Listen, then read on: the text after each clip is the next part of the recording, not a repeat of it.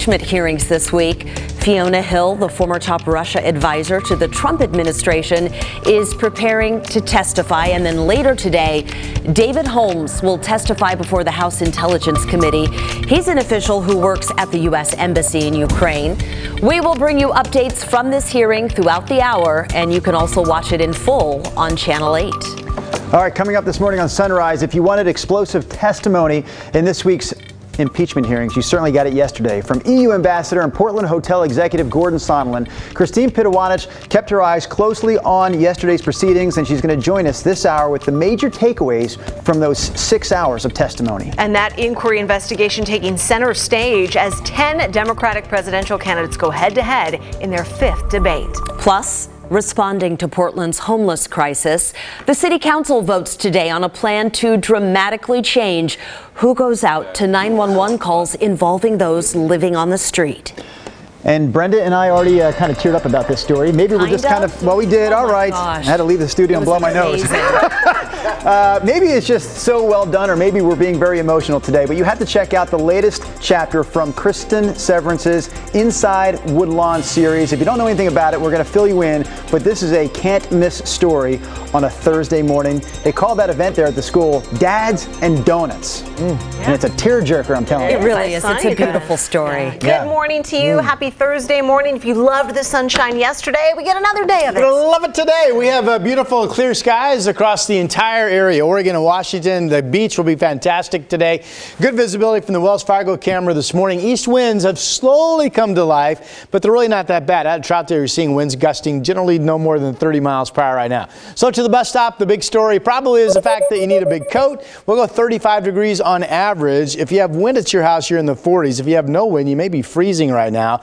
But look at lunchtime, already warming up to 50 degrees. That'll feel great. And about 53 degrees when the kids get out of school. We will talk more, of course, about the 7-day coming up, and we'll get a little bit more in detail in terms of what looks to be a wet, active Thanksgiving week with some good mountain snow. That's coming up. For now, here's Chris. Rod, our first trouble spot of the morning, we go to Clackamas. We're looking at, well, this is I-205 and Highway 213, 82nd Avenue, if you will. So it's just west or north of 205. Got a little fender bender action there over the shoulder. Watch out for that. The freeway drive, not in too bad a shape. A little plugged up, a little foggy right now at the Interstate Bridge out of Clark County, but otherwise no major unexpected delays just yet, guys. Mr. Giuliani's requests were a quid pro quo for arranging a White House visit for President Zelensky. That's Gordon Sondland dropping what some are calling a bombshell during testimony in the impeachment inquiry yesterday. Well, this morning, look at that. His testimony all over the front pages of some of the major newspapers around the country. Sondland is the European Union ambassador, and we've talked about it a lot on the show before. He's also the co-founder of a Portland-based chain of hotels. So Christine Pittawonich is live with us this morning in studio, but yesterday, Christine, you were all over this testimony, following it very closely. What did you learn? Good morning, Drew, Brenda. Well, I learned that things can get very heated, and it really didn't take long for things to heat up. Right off the bat, Sondland pointed to Rudy Giuliani, the president's personal lawyer, as the president's mouthpiece directing policy in Ukraine. Sondland says the president himself directed top officials to work with Giuliani, who Sondland says demanded Ukraine make a public statement announcing investigations into an energy company based in Ukraine with ties to Joe Biden's son, as well as an investigation into the 2016 election. According to Sondland, Giuliani said President Trump would grant Ukraine's newly elected president a meeting in person at the White House in exchange for a public announcement about those investigations. Sondland says Giuliani's requests were a quid pro quo and believed the demands came straight from the president. The GOP's lawyer questioned that. How did you know that? Who told you? Well, when the president says, talk to my personal attorney, and then Mr. Giuliani, as his personal attorney, makes certain requests or demands, we assume it's coming from the president. Sondland says when he asked the president outright, what do you want from Ukraine? This is the response President Trump gave him. I say to the ambassador in response, I want nothing. I want nothing. I want no quid pro quo. Tell Zelensky, President Zelensky, to do the right thing. Sondland also pointed fingers at the president's inner circle. Top officials, we're talking Vice President Mike Pence, Secretary of State Mike Pompeo, and White House Chief of Staff Mick Mulvaney. And guys, he says they all knew exactly what was going on. Okay, I know there's been a lot of talk about military aid being tied to all this. What did Sondland say about that? Well, Sondland said he came to believe that U.S.'s military aid to Ukraine was tied to the country announcing publicly these investigations. He says it was based, though, on his own logical assumptions. He gave the example 2 + 2 = 4. But he also said President Trump never explicitly discussed those details with him. We want to put the tag on this explosive testimony. It really was that yesterday. Some incredible stuff. If you hadn't seen it or you want to see more, we have plenty of coverage right now on our website. You can watch some of the big moments. You can read more about them. Again, you can find this on our website as well as our news app. All right, other local headlines this morning. We do expect to hear more from police on a terrible situation that happened last night. A teenage girl drowned in Hillsborough. Police have not identified her, but they say she was found underwater about 9:30 last night after a swim team practiced at Chute Park Aquatic Center. Now, lifeguards and medics both tried to do CPR, but were unable to revive her. Now to a health alert in Clark County. Public health officials are investigating a new case of measles. They say it involves a child who hadn't been vaccinated. The child had been traveling internationally and returned to Clark County last Thursday. Possible exposure sites include PDX, Peace Health Southwest Medical Center, and Randall Children's Hospital. The exposure times are listed there on your screen. Anyone who hasn't been vaccinated and thinks they may have been exposed should call their doctor before visiting the office so they don't expose anyone else. Portland City Council will vote today on a new way to respond to emergency calls that involve people who are going through a mental health crisis. So if approved, a Portland Street Response pilot program will be launched. Instead of sending police to what are considered low-level calls, a two-person team made up of a medical professional and a crisis worker would respond to those calls with medical supplies, food, and water. The idea here is to help people who, again, may be going through a mental health crisis and also to reduce the trauma that is associated with being homeless. Tim Gordon will join us next half hour with more details on this pilot program. Now to a big court decision affecting the Oregon timber industry. A jury sided with 14 counties that sued the state for $1 billion. Those counties say the state deprived them of money for decades by limiting logging in state forests. Now, state attorneys argue those counties wanted to clear-cut the forests and didn't care about endangered species. Well, it was the fifth debate last night between Democratic candidates for president. 10 of them were on stage covering a wide range of issues and attacking the Trump administration.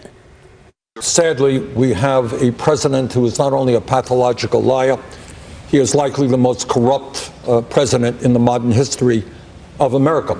The frontrunners controlled much of the conversation, touching on health care, education, and immigration. Now to more headlines in your morning rush. Israel is headed toward an unprecedented third election in less than a year after the two major parties failed to form a coalition government. So center-right leader Benny Gantz and right-wing Prime Minister Benjamin Netanyahu both failed to secure a ruling coalition in their parliament. So under Israeli law, any lawmaker could now try to form their own ruling coalition. If that doesn't happen in the next 3 weeks, a new election will take place. Britain's Prince Andrew giving up his public duties amid an outcry over his friendship with Jeffrey Epstein. The prince says the issue has become a disruption to the royal family's charitable work. Epstein was charged with sex trafficking before committing suicide in jail back in August. Andrew was accused of appearing insensitive toward Epstein's victims during a weekend BBC interview. A federal judge is blocking a plan by the Trump administration to resume executions. The ruling gives federal death row inmates time to appeal their cases. Legal challenges to the chemicals used for lethal injection effectively stopped them back in 2003. No federal prisoner has been executed since then. A new wave of forced power blackouts have already been happening across northern and central California last night. Pacific Gas and Electric doing it to prevent high winds again from downing more power lines and sparking more wildfires. It's the latest in a string of widely criticized outages. Looking like winter just outside of Las Vegas. The first snow of the season is falling on Mount Charleston. The National Weather Service says nearly 20 inches of snow is expected to fall there. They're issuing a winter storm warning that is now in effect. That is your morning rush. I think it's interesting that people around here have been talking about snow for the holidays. Yep. Because that little snowflake is showing up on some of your phone apps. Rod, I've said it earlier. Listen. I feel like it's cheating on you when I look at that app. I feel cheated on? But I've seen the app with my own eyes, and it shows snow flakes next Thursday and Friday in Portland. What the heck? Question to you, my friend. What's more important to you, to have a phone in your pocket or me by your side? It is you by my side. Thank you very much. Let's get going with our... That was a difficult question, wasn't it? Maybe a bit awkward, too. Here's a look at our Futurecast model. We're going to talk about a lot of things coming up in terms of next week at 6:38. So I hope you can join us. Do want to point out the east winds out near the gorge. You folks in East Multnomah County. So far, generally speaking, winds haven't been gusting much above 30 miles per hour.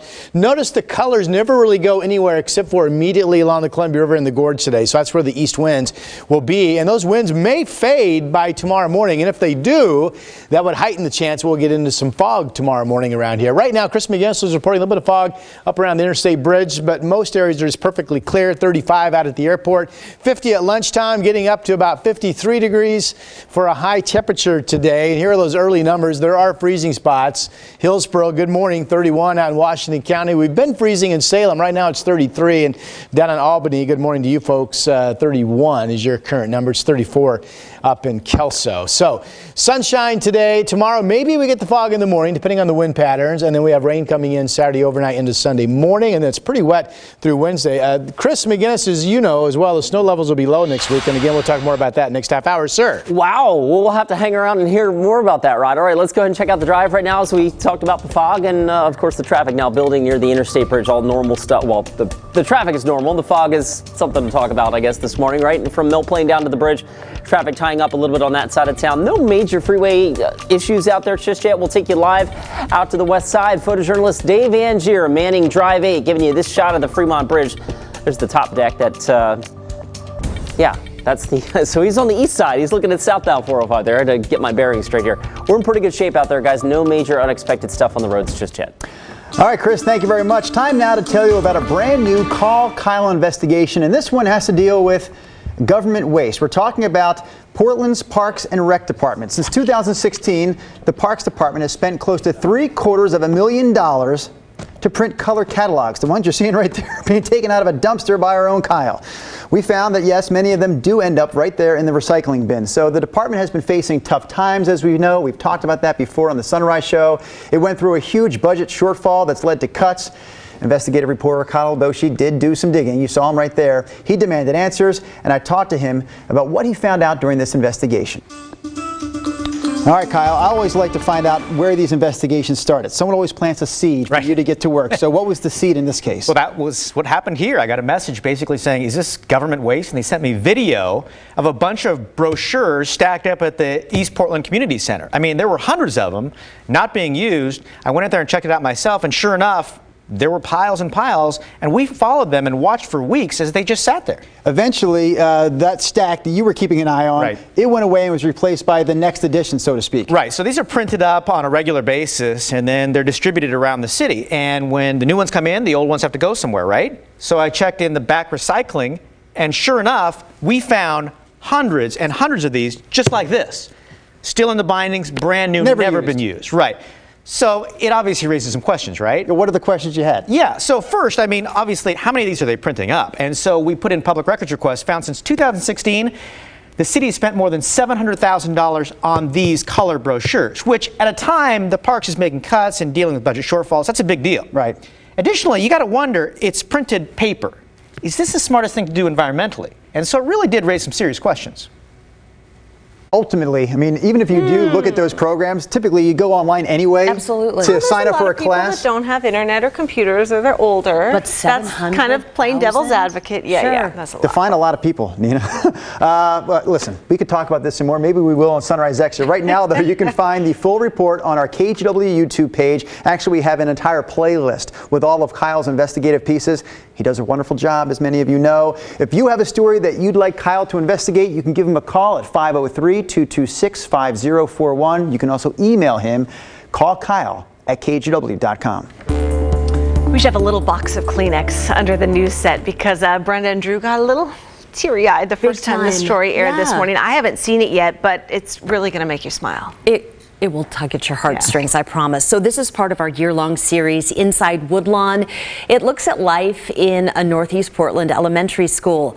Kristen Severance takes us to what's known as Donuts with Dads. Everybody got everything? You got your backpacks? All right. Ray Hale is walking his 4 kids to Woodlawn. We have Ray Jr., Ramaya, Raymir, and Jackson. But this morning is all about Dad. We're going to the school, walking to the school. We're doing Dads and Donuts.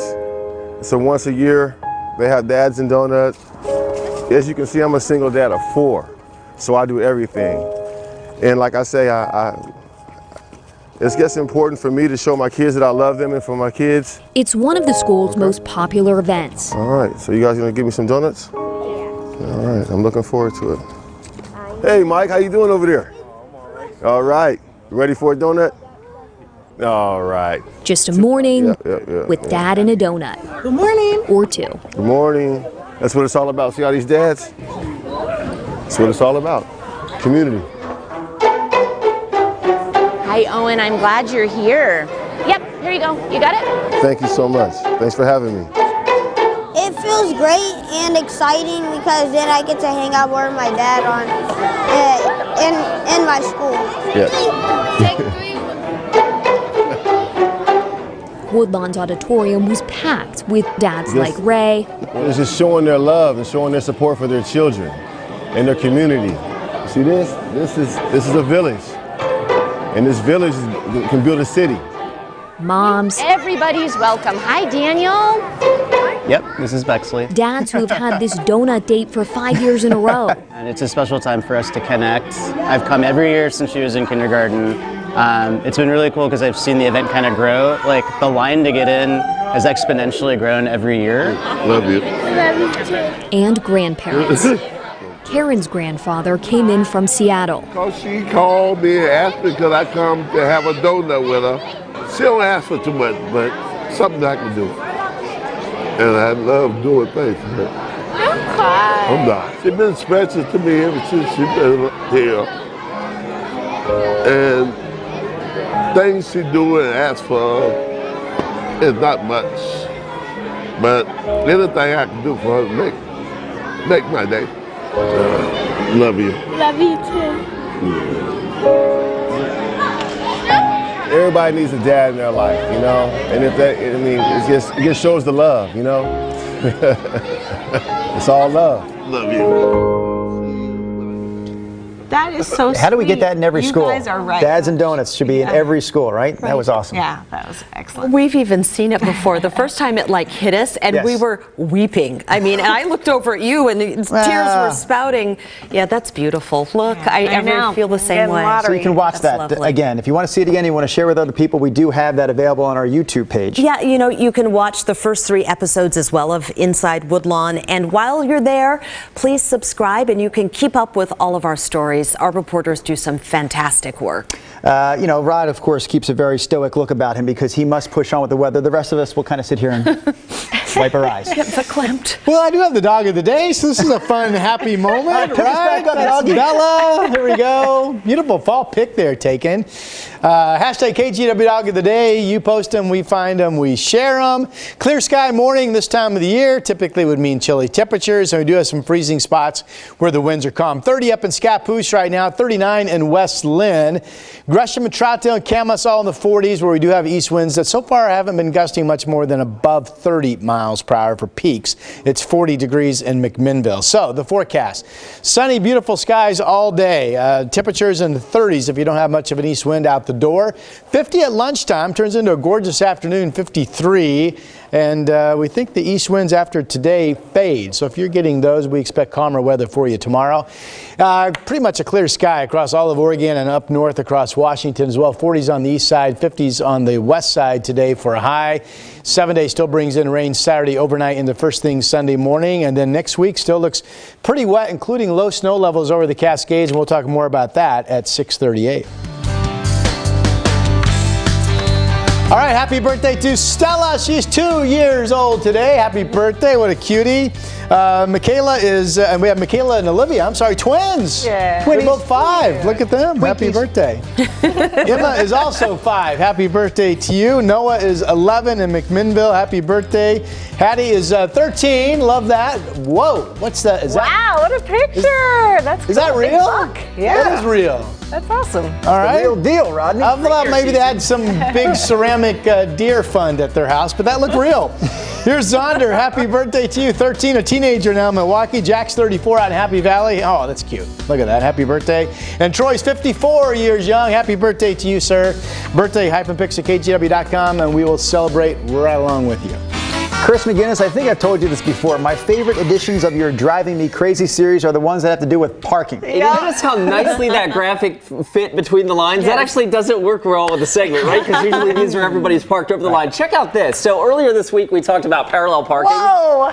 Oh. How does that happen? All right. So Dan DK posted this on my Facebook page, and he said, you know, I don't mind parallel parking, but when I watched this person actually pushing the cars with her bumper to fit in between two cars, I couldn't believe what I was watching, and I went around the block, took a picture, and called the police, to which I replied, this can't be real. And he said, oh yeah, it's real. I saw it with my own 2 eyes. That, I think, is legit Driving Me Crazy I thought stuff the front and back cars must have come in after. Yeah, I mean, right, like maybe that person just parked there and then suddenly she found herself stuck. No, she apparently went, with one of those Austin Powers moves and got in. So not correct, but raise your hand if you're somewhat impressed by the person's ability to get into the spot.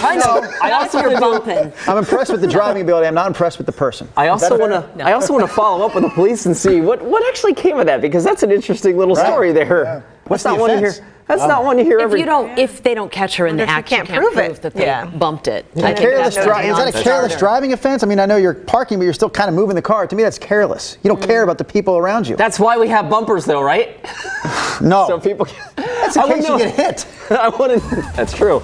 I want to know what drives you crazy on the roads. If you've got most of these suggestions, the lion's share of these, by the way, are all coming from you, the viewers, right? We do some feature segments, but we love the suggestions that you give us.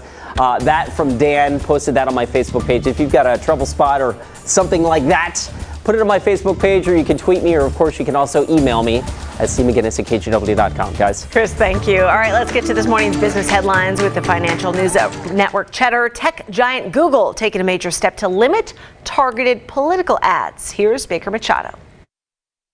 Google is restricting ad targeting for political ads on their platform. The new rules are claimed to help protect users from misleading information. Now, under the new policy, political ads will appear as long as they relate to the content of the page that's being viewed. The ban is going to take effect in the UK within a week. It will expand to the rest of the world by January 2020. Meanwhile, President Trump toured an Apple manufacturing facility guided by CEO Tim Cook. The tour was part of a public showcase of companies that manufacture right here in the U.S. Trump said Apple might get tariff exemptions as the U.S. seeks a deal with China on trade. And PayPal is acquiring deal-finding service Honey for $4 billion. Now, Honey searches for and applies coupon codes on shopping sites. The acquisition is expected to close in 2020.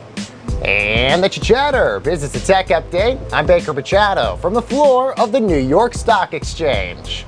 And it's the KGW Toy Drive. Yes, it is. It's going on as we speak, and it's easier than ever to give.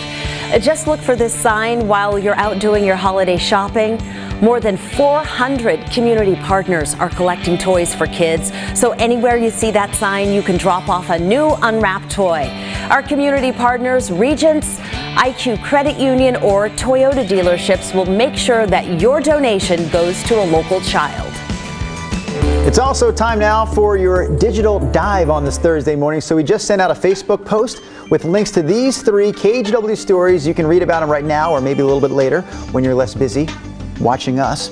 The rush is on to stock up for Thanksgiving, of course. It is a week from today, and we have you covered. We put together a list of the best bakeries, the best grocery stores, the best beer and wine shops, all in our area, so you can grab all the supplies you need for Turkey Day a week from today.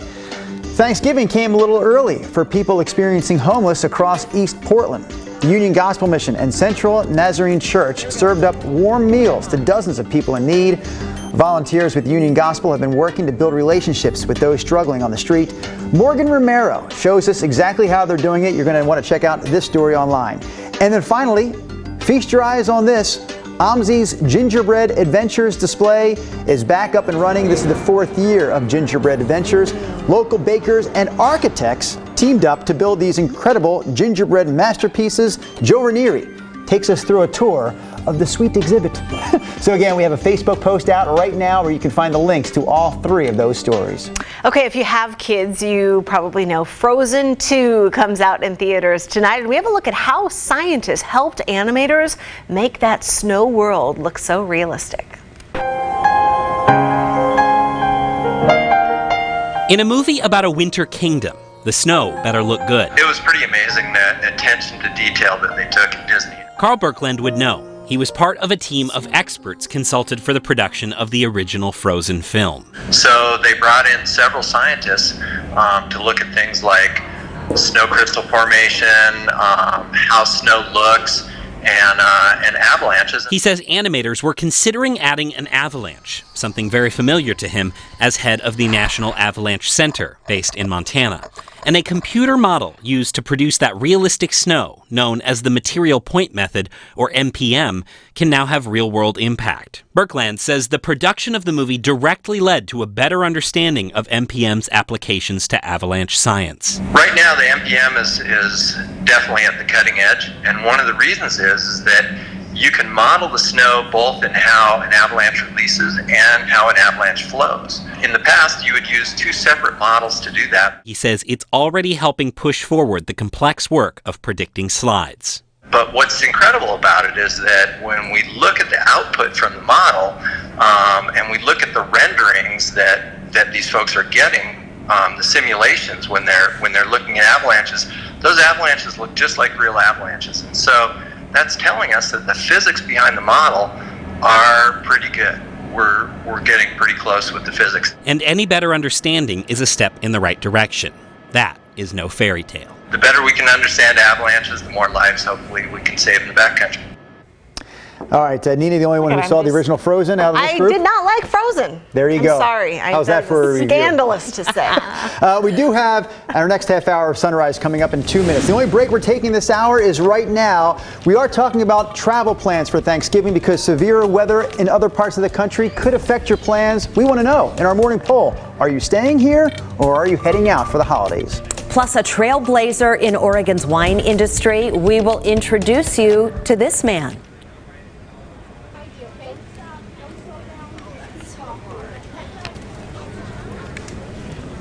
Did you not say that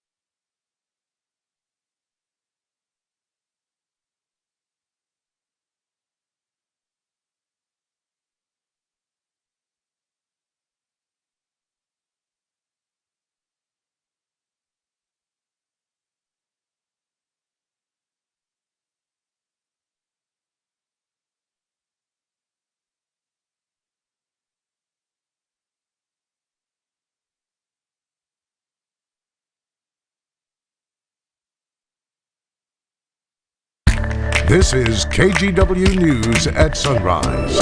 Good morning, everyone, and thank you for waking up with us on this Thursday morning. The final day, at least for this week, of the public impeachment hearings underway now. Fiona Hill, the former top Russia advisor to the Trump administration, is preparing to testify. Later today, David Holmes, an official who works at the U.S. Embassy in Ukraine, will go before the House Intelligence Committee. We'll keep bringing you updates from the hearing throughout the hour. You can also watch it in full on Channel 8. Good morning, everybody. Thanks for waking up with us. Let's get right to your headlines this morning. We do expect to hear more from police later this morning after a teenage girl drowned in Hillsborough last night. Police haven't publicly identified her, but they say she was found underwater after swim team practice at Chute Park Aquatic Center. Lifeguards and medics both performed CPR, but they couldn't save her. A major ruling in a case involving Oregon's timber industry. A jury sided with 14 counties suing the state for $1 billion. Those counties filed suit saying the state deprived them of revenue for decades by limiting logging in state forests. Attorneys for Oregon, though, argued those counties wanted to allow clear cutting and didn't care about endangered species. Clark County public health officials are investigating a new case of measles. They say it involves an unvaccinated child who traveled to another country that was having a measles outbreak. The child just got home last Thursday. Possible exposure sites include PDX, Peace Health Southwest Medical Center, and Randall Children's Hospital. The exposure times are listed on our website, and those are your headlines. At this moment in the show, we'd like to talk weather, and to do that, we bring in the man who knows about weather, Rodney Hill. Good morning. Going to be a beautiful day again in terms of just clear skies. Chris McGinnis has been saying there's a little bit of fog up around the Interstate Bridge on the Columbia. Otherwise, we are clear. 35 degrees outside at the airport right now. Some of you are freezing. We have east winds in places like Gresham where temperatures are in the 40s this morning. But other than that, no problems. 50 at lunchtime, 53 the high, 48 and clear this evening at 5 p.m. More on your weather shortly. Here's Chris. What a beautiful day. All right, the drive getting a little busier out of Clark County. 20 plus minutes now on I-5 southbound from Main Street. I've got the wrong clicker. Let me try it. Oh, okay, well, I wanted to show you the fog of the Interstate Bridge. I'll show you that in just a few minutes, guys. Thank you. We expect a big vote today at the Portland City Council, and it could change the way the city responds to someone in a mental health crisis. That's right. This pilot program we're talking about is called Portland Street Response. Tim Gordon is covering this story for us in our newsroom. So, Tim, this program is actually modeled after a similar one in Eugene. Yeah, that's right, guys. It basically pairs up a medical professional, an EMT, and a crisis worker, and that team is sent to lower level calls where right now police, fire, and ambulances respond. If the City Council votes to approve this pilot program, it would start up in January. Portland Street Response would be focused on the Lentz neighborhood in southeast Portland.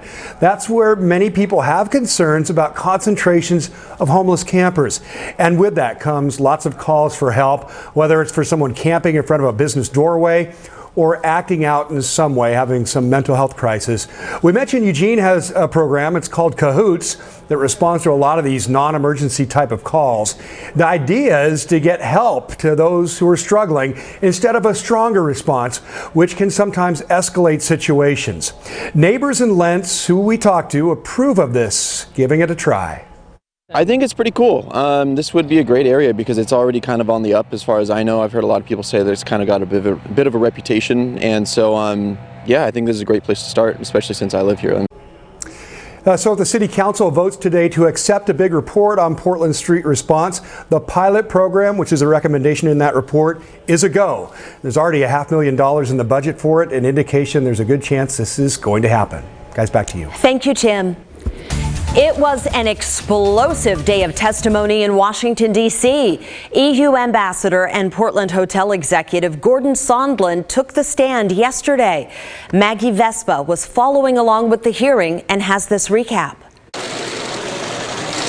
Was there a quid pro quo? Do you swear or affirm? As I testified previously, with regard to the requested White House call and the White House meeting, The answer is yes. Sondland said the quid pro quo was this. Ukraine's president would get the White House meeting he wanted if he publicly promised to investigate a discredited theory about 2016 election interference and a company tied to Joe Biden's son. But when it came to U.S. military aid to Ukraine, Sondland said it was only his presumption that it would be withheld if investigations were not announced. The aid was my own personal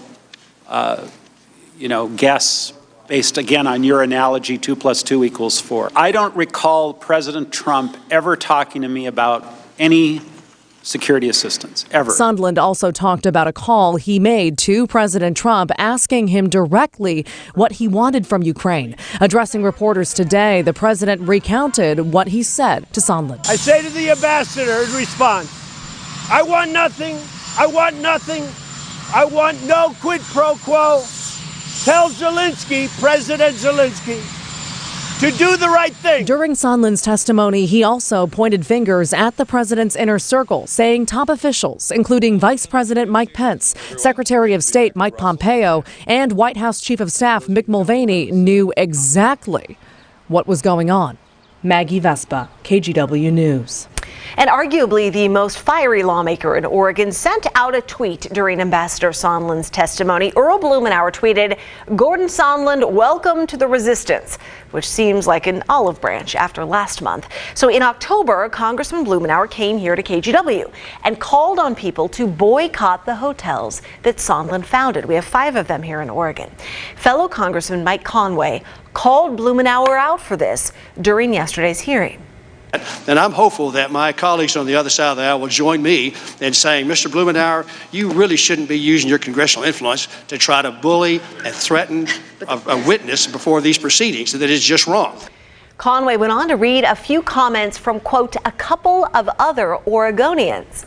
The words are better put by a couple of other Oregonians. It says, Congressman Blumenauer's irresponsible attempt to hurt a homegrown business that supports hundreds of jobs in our local economy is just shameful and ought to be an outrage to all Oregonians. Some fellow named McDermott. And then a lady named Ellen Carmichael, who I believe works for you, said, we are saddened to have our Congressman Earl Blumenauer call for a boycott that would put the livelihoods of thousands of his constituents in peril. The attack on our employees is unwarranted. So we thought those two names sounded kind of familiar. He mentioned Ellen Carmichael, who worked for Sondland, which she does as the spokesperson for Provenance Hotels. That fella named McDermott is Sondland's personal attorney, Jim McDermott. And both of those quotes from a couple of Oregonians were pulled from press statements that were sent to us. Blumenauer fired back in a new statement that started, quote, when Gordon Sondland refused to fulfill his duty as an American citizen to comply with a legally issued subpoena and testify in front of Congress, I called him out. You can read the rest of his statement on our website. We turn to a simpler story now. It is the focus of this morning's poll. Thanksgiving, as we know, is a week from today. We're asking this morning a pretty simple question. Are you staying home for the holiday or are you traveling for Thanksgiving? You can let us know right now. You know how to vote. It helps if you have a phone. If you're already watching us on a phone, maybe you can borrow someone else's phone to participate in the morning poll. Let's get to some bad news, though, if you're traveling to the Midwest, because this is a map from AccuWeather. It's not as accurate, probably, as a Rod Hill weather map. I understand that, Rod Hill. But it is pretty. It is a nice-looking map. Yeah. And it tells us that a huge storm could be passing through the Midwest and other parts of the United States. We're talking rain, snow, winter-like conditions from eastern Colorado all the way to parts of Wisconsin, Minnesota, Michigan even. There's a potential for a blizzard to hit the upper Midwest. Sounds horrible. It's a very bad scene we're painting here, Rod. A terrible scene. I don't even know why we're asking this question anymore. Why the heck would you travel? You got to read a couple more states here. Arkansas, Louisiana, Kentucky, Tennessee, they've got thunderstorms coming their way. Again, why would you ever leave the Pacific Northwest? This is where you should spend the holiday. But we're still asking, are you traveling or are you staying here right now? 92% of you say you're going to stay right here with the rest of us. We thank you for having your Thanksgiving with us. That was was a lot of bad weather in one story. If you want to participate in this morning's poll, just go to our website, kgw.com/vote to be most specific, or you can do that Vote Now tab thing. So is there anything that we need to worry about heading into the Thanksgiving long weekend? Yes, apparently our neighbors back east. No, but we're going to be on the back side of that big batch of cold air, and that brings me to 3 maps that I want to show you, because in our morning news meeting, it was brought to my attention that some of our weather apps out there have some snowflakes on them for Portland. So I know, welcome to my world. How the heck can you get any information out of this map with so many lines? This is what I do every day. I stare at maps like this. We're waiting for the, now I can come in. All right. I drew this blue line right here, so I know it's tough to see. This is the United States. Portland's right where my finger is underneath that blue line. We're watching this low on the California border. It's a big one. That's going to bring some good heavy rain somewhere, some good mountain snow somewhere, and we think we're going to get part of that. But my blue line shows that when this comes in Tuesday, the real cold air is still banking just off to our east. So because of that, you would think, well, it's likely just rain for Portland, but snow levels could go as low as about 1,500 feet up in the Cascades, and depending on the exact position of that low, maybe it's a big snowstorm for our mountains. Here's Wednesday. That same low is now moved east of Idaho, trailing. Again, here we are where my finger is. There's a trailing low, so that's wet weather, but that's a westerly flow, so that's rain for Portland. Snow level still down about 1,500 feet. And then here's Thanksgiving Day. The storm is all the way into the Nebraska, western Nebraska at this point. New system out here, but notice there's nothing really over Oregon and Washington. Thanksgiving Day has the potential to be dry, but more weather systems come in for the weekend, and they look to bring a westerly flow and wet weather with them. Lots to keep tabs of next week, and especially that first map that showed that big low over Northern California. Models haven't totally decided on the exact placement of that thing yet. And again, it's going to be a pretty good rain slash mountain snowmaker for somebody, depending on the position. So we're tracking that carefully. 31 out in Hillsborough right now. We basically have clear skies at this hour. If you don't have any wind, it's freezing at your house. If you have a little bit of east wind moving the air, you're probably at 40 degrees or better. Here are the other temps. Salem just above freezing right now, 34 up in Kelso, 10. Adam Burns. Yikes. You folks should come to Portland for Thanksgiving. Here's a look at the 40s out east later today, the 50s on the west side, and our 7-day shows the first batch of rain comes in first thing Sunday morning. Okay, let's talk toy drive. See the teddy bear there on the graphic for Saturday, a collection event at the Hollywood Fred Meyer. And you can come between 11 and 3 o'clock. We'll have our crews there to collect your new unwrapped toys. And then Nina Melhoff, Mr. Safino, and our Joe Ranieri are going to be there. What time, Nina? 12 to 2 collecting 12 to 2 toys. to take your toys. Yeah, watch Nina. She can be a little shifty. Oh, a little shade this morning. Let's shift over to Chris McGinnis standing by. Hi, Chris. We'll say hi to you right now. Well, good morning. I'll stay out of that one and just talk about the drive right now. Not shifting the gears too fast here on I-5 southbound. We are slow out of Clark County. I wanted to show you a little different perspective here near the Interstate Bridge. It's foggy in pockets, not only on I-5 through parts of Clark and Cowlitz County, but also Highway 30 as you get out from Scappoose out towards Rainier and Clatskanie. And with the temperatures below freezing there, obviously there could be some patchy freezing fog there in some of those locations as well. Quick look at the drive times. Let's try that one more time. I-5 southbound now bunching up a little bit from Main Street. We're up to about 25 minutes Main Street south to I-405. Guys. All right, thank you, Chris. Well, the top 10 Democratic presidential candidates were in Atlanta last night for their 5th debate. The first primary elections are only 11 weeks away, and the candidates are trying to stand out in a very crowded field. Here's NBC's Jay Gray with a recap of last night's action. Hello and welcome. 10 candidates, 2 hours. The early discussion dominated. Well, first of all, we have a criminal living in the White House. By Wednesday's explosive testimony from Ambassador Gordon Sondland during impeachment proceedings. Sadly, we have a president who is not only a pathological liar, he is likely the most corrupt president in the modern history of America. As the debate continues, the questions are rapid fire. That what was once called climate change is now a climate crisis. And diverse. You describe your campaign, including your plans for Medicare for All, as a political revolution. There are the debate staples, health care, education, and immigration, but the forum also branches out to include issues of inclusion and equality. While I do not have the experience of ever having been discriminated against because of the color of my skin, I do have the experience of sometimes feeling like a stranger in my own country. The frontrunners controlling much of the conversation, while those at the end of the stage. When Donald Trump was elected, not even sworn in, buddied up to Steve Bannon. Senator Harris is doing is unfortunately continuing to traffic in lies. Are looking to make an impact with less than 11 weeks now before the first in the nation Iowa caucus. And with the field growing, former Massachusetts Governor Deval Patrick getting in the race this week, and former New York Mayor Michael Bloomberg hinting at a run. Jay Gray, NBC News, Atlanta.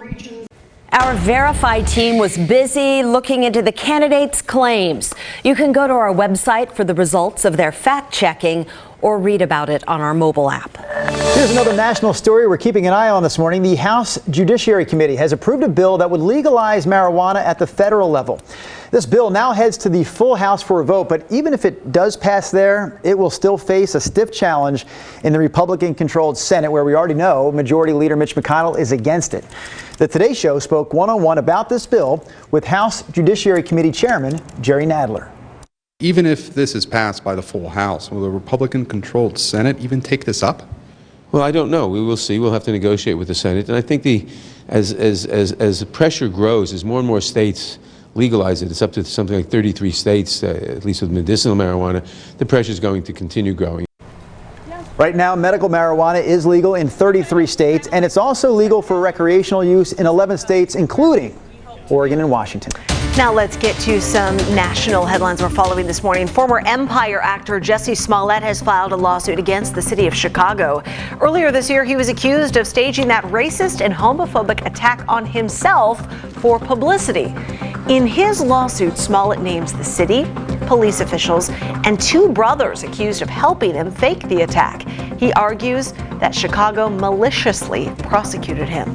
Cleveland Browns defensive end Myles Garrett has appealed his season-ending suspension. The NFL handed that down after last week's brawl with Pittsburgh Steelers. Garrett ripped off quarterback Mason Rudolph's helmet, then slammed it down on his head during the game. A decision on his appeal is expected to come in a few days. Cleveland Browns defensive end Myles Garrett has appealed. A sweet surprise for a young fan at a hockey game in New York City. I love seeing these. His dad just came back from duty in Afghanistan. The son didn't know until right at that moment. He was in the crowd when his dad walked down the stairs to surprise him. Love seeing those stories. Those are some of your headlines. I figured out a long time ago I needed to do something bigger than wine, and that's what we've always been. Here's a wine label you won't see anywhere else except in North Plains, Oregon, specifically at Abbey Creek Winery. That's where they blend wine, hip hop, and chill. So this is a pretty interesting story. There's two great stories on our show this morning. The one about donuts and dads, and we love this one too. This involves the first known black winemaker in the state of Oregon, and Morgan Romero shares his story with us right now. He's on a mission to change the world.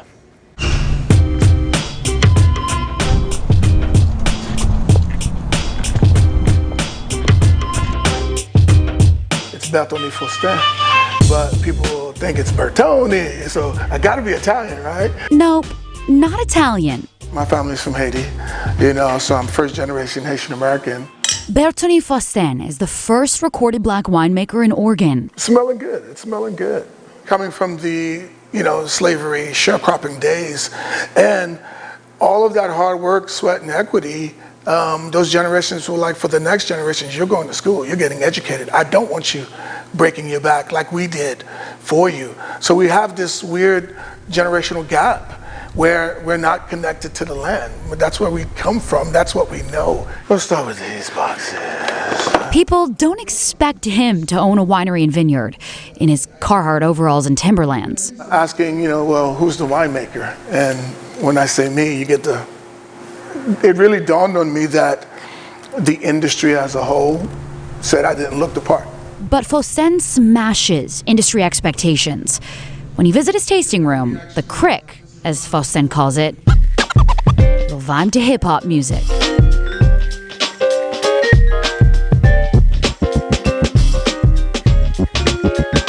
In the heart of North Plains. Traditionally, a winemaker is the white male, you know, or older white male. But I decided to, you know what, I will be that trailblazer because someone needs to see me.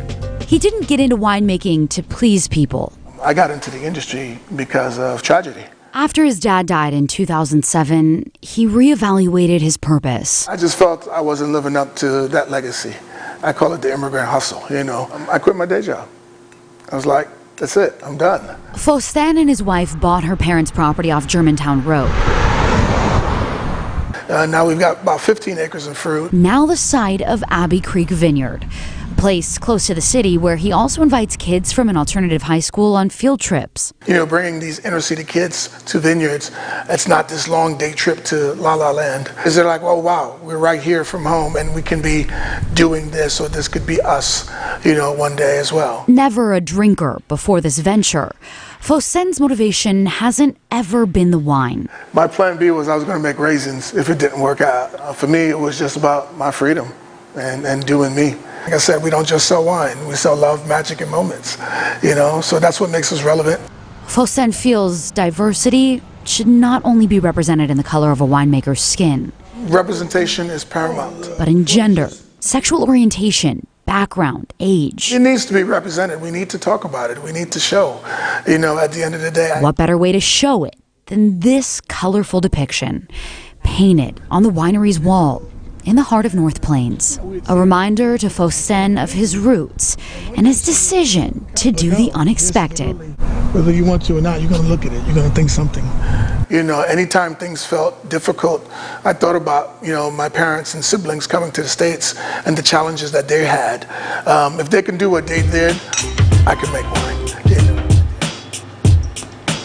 You can meet the winemaker at his tasting room. It's open Saturday and Sunday from noon to 5. I may take a little road trip this weekend. You know, he also has a documentary out, and he's telling the story of other minority winemakers. You can find a link to that on KGW.com. Great story. Almost as great as your forecast this morning, Rod. Almost. Beautiful. Wonderful job by you. Thank you. Really giving this guy some credit this morning. Did you notice that? I did. Why are you being so nice to him? I just feel like he's in a mood that needs to be lifted. I just realized I don't like people being nice to me. Here's a look at our. Here's a look at a picture of Meredith. I believe she grabbed this yesterday of the fog up in Vancouver, and our Chris McGinnis has been telling you some fog up Highway 30 along the Columbia River this morning. So there are some pockets. You can post your pics. Just whatever my last post is on my KGW Rod Hill Facebook page. Go there, make a comment, post a picture. That's the easiest way for me to get them on the air. Boy, this is pretty, isn't it? Earlier, we talked about the sky color being deep blue today. And boy, that's what we have up top. Looking early this morning with the iris opened on the camera from the top of the Wells Fargo building. 36 degrees. This little squiggly, but if you don't know, this little squiggly means some fog being reported out at PDX as well. The bus stop, generally speaking, just clear blue skies today. If you don't have any wind at your house, you're probably freezing right now. East winds are blowing out in East Multnomah County, where we have some temps in the 40s. Most of us will be clear in 50 at noon and then warm up to about 53 degrees when the kids get out of school. 40s out on the east side. Everybody gets sun. Your 7-day forecast is coming up. That's your weather forecast for now. All right, Rod, thanks a lot. We're going to give a quick mention right now to anyone who's been following our Urge to Kill podcast. There are 3 episodes out right now. This story examines the murder of Bend woman Kaylee Sawyer back in 2016. You may remember she was killed by a campus safety officer who then went on a multi-state crime spree that included kidnapping a Salem woman. So today, you can actually learn more about what went on behind the scenes to make this podcast, more details about the case itself. Our team behind Urge to Kill will answer your questions on Reddit. So all you have to do is look for the Unsolved Mysteries subreddit link. Next year marks the centennial anniversary of women getting the right to vote in this country. And here in Oregon, there's a special project underway to unearth some of that lost history in the women's suffrage movement. As Catherine Cook reports, your family might hold a key to unlocking part of our past. It's back here, so. Around every corner of the way things are. There's the dress you would have worn if you were a society lady back then. But is the way things used to be. We tell the history of Oregon, the good, the bad, and the ugly. Carrie Timchuk is the executive director of the Oregon Historical Society, a place where you can hear the words of Abigail Scott Duniway. Just listen to her great logic here. Men of Oregon. Oregon's mother of equal suffrage. Did you ever see a man who is inferior to his wife in intellect who believed that his wife ought to vote? 5 times Oregon men voted women's suffrage down.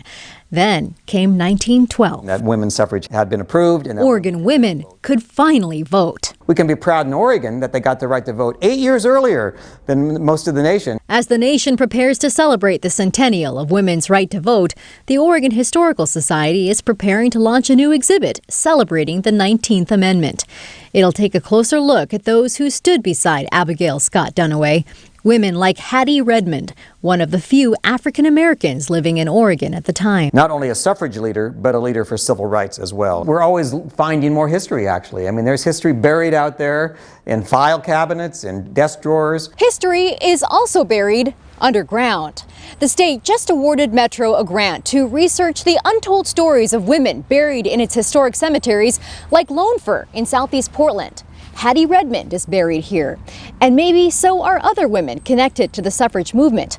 We just don't know about them yet. We have significant gaps in our records. Juan Carlos Ocaña-Chiu is cemeteries manager for Metro. What makes me excited is getting more information, being able to paint a more complete picture. He's hoping the public will search family archives, attics, and ask, could their loved ones buried in Portland have been connected to the suffrage movement? Our staff will chase down that information. The grant will fund research into thousands of Metro's historic burial documents to help fill the gaps. And especially, and hopefully if we find that information, highlight the histories of people of color who were marginalized in even more so in those days. We've come a long way from Abigail Scott Duniway's plight. Gentlemen, did you ever know a wife beater who was a woman suffragist? And one day we'll round yet another corner of history and look back to today, where for the first time 4 of the top 5 state elected officials are women. These women would be proud. In Southwest Portland, Catherine Cook, KGW News. Oh, that's a great story. You know, yesterday here on Sunrise, we showed you this heart-stopping close call in Illinois, and now we're hearing from the woman who was rescued just in the nick of time. Goodness. Dash cam video showed that truck losing control on an icy highway and just barely missing the people on the side of the road. Peggy Vaught and her husband say they had a flat tire, and that's when 2 troopers stopped to help them change it. They had just finished when that truck came barreling right toward them. And we was getting ready to, depart, and somebody yelled, "Run," and that's all I remember till I woke up in the ditch. Wow, that's crazy. Luckily, nobody was seriously injured. One of the troopers had to push Peggy to safety. I mean, she suffered a broken arm, but hey, she's alive. Illinois police now using this video to warn drivers just to slow down when you see cars there on the side of the road. All right, drivers this morning slowing down at the Sylvan Hill. Highway 26 getting a little busy from there into the Vista Ridge Tunnel. Normal stuff for this hour of a Thursday morning commute. The Banfield also lining up here out near I-205. And the I-5 commute a little foggy out of Clark County. A little foggy really at the Interstate Bridge. And the lineup starts up around SR 500. Quick look at that drive time now. We're just shy of 30 to get you in from Main Street south to the Fremont Bridge. Rod? Chris has been pointing out some fog areas, but generally it's clear outside, and we're going to be warming from the 30s, most of us, to about 53 this afternoon. Dry tomorrow. Rain returns by first thing Sunday morning. And here's a quick look at your headlines this morning. Police are investigating after a teenage girl drowned at Chute Park Aquatic Center in Hillsboro last night. They say she was found around 9:30 underwater after a swim team practice. Lifeguards and medics tried to resuscitate her, but she was pronounced dead. She has not been publicly identified. Police say they'll try and give us more information around 9 this morning. Clark County health officials investigated a new case of measles. It involves a child who was not vaccinated. They had been traveling internationally and returned back to Clark County last Thursday. We have a list of those possible exposure sites, including the airport and 2 hospitals, at our website. The Portland City Council expected to vote today on launching a street response pilot program. It's a new way to respond to homeless and mental health issues in the city. Instead of sending police to low-level calls, a 2-person team made up of a medical professional and a crisis worker would respond with medical supplies, food, and water. It's It's to help people who may be in a mental health crisis and reduce the trauma associated with being homeless. All right, we are 1 minute away from 7 o'clock. We want to thank anyone who has found us these last few days, because you are not watching us on our mothership channel, Channel 8 right now. But tomorrow, NBC not doing the impeachment hearing, so we are back to our normal times on our normal channel. Sunrise from 4:30 to 7 a.m. on Channel 8. And you've got a fun rod on the job. Yeah, so I went out and I received training in the kindergarten classroom to be a teacher. Well, really, an assistant. Let me tell you, I do not have the youth or the energy to be a full-time kindergarten teacher. I told you that before you left. But the kids were great, and we're going to have that rod on the job story for you tomorrow. That is a great one. We also have Thanksgiving recipes from 3 of our viewers. Turkey, mashed potatoes, and a delicious pumpkin cheesecake. That's also on the show tomorrow. In studio? I'm all about the cheesecake. Calm down, Rod. Have a good morning. We'll see you tomorrow. Bye. Stream.